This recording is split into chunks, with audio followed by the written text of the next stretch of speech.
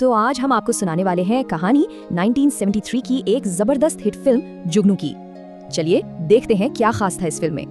ये एक लाइन, बस यही एक लाइन इस कहानी के हीरो की पूरी जिंदगी का फलसफा है। एक ऐसा उसूल जो बना है परिवार में हुए एक बहुत बड़े हादसे से।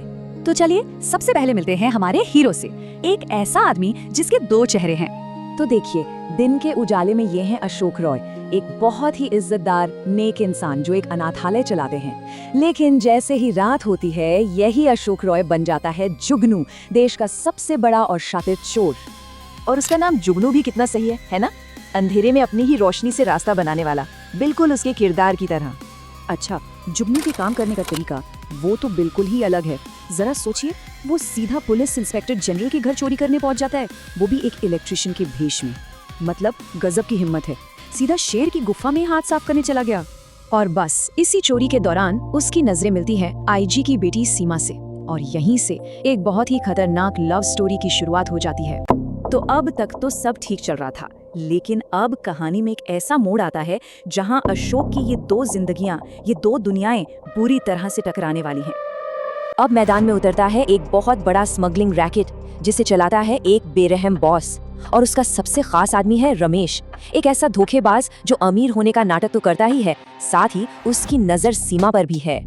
तो अब ये विलेन लोग एक बहुत बड़ी साजिश रचते हैं। वो अशोक को देश के खिलाफ जासूसी के झूठे केस में फंसाना चाहते हैं, और इसके लिए वो उसे धोखा देकर कुछ खुफिया मिलिट्री ठिकानों की तस्वीरें खिंचवा लेते हैं। लेकिन भाई, जुगनू तो जुगनू है, वो हमेशा 2 कदम आगे की सोचता है। वो चालाकी से फिल्म की रील ही बदल देता है और गद्दारों के खिलाफ सारे सबूत सीधा पुलिस तक पहुंचा देता है। कमाल है, एक चोर अब देश का रक्षक बन गया है। अब अपनी इस हार से रमेश बौखला जाता है और एक बहुत ही घिनौनी हरकत करता है। वो सीमा के बर्थडे पार्टी में उसे ड्रग्स दे देता है, लेकिन अशोक वहां भी फरिश्ता बनकर पहुंचता है और सीमा को बचा लेता है। और बस यहाँ से ये लड़ाई पर्सनल हो जाती है। और अब कहानी अपने सबसे जरूरी मोड़ पर पहुंच चुकी है। एक ऐसा पॉइंट जहां अशोक का अतीत और उसका आज दोनों आमने सामने आ खड़े हुए हैं और दांव पर सब कुछ लगा है।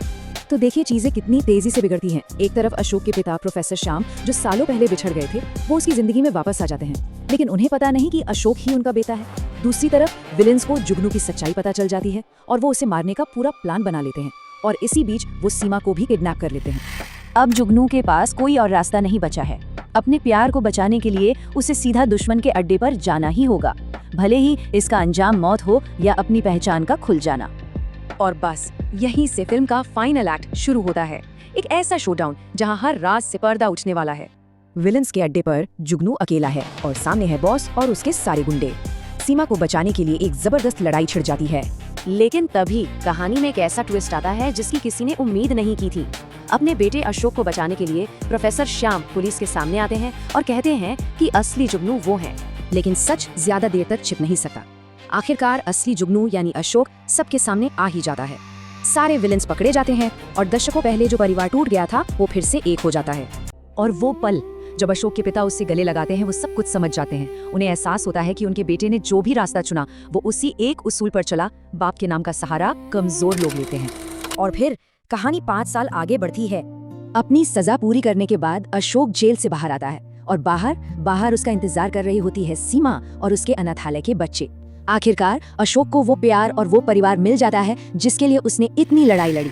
तो जुगनू की ये कहानी हमारे सामने एक बहुत बड़ा सवाल छोड़ जाती है। क्या एक भ्रष्ट सिस्टम में कभी-कभी कानून तोड़ने वाला ही सबसे बड़ा देशभक्त और सबसे बड़ा हीरो हो सकता है? सोचने वाली बात है।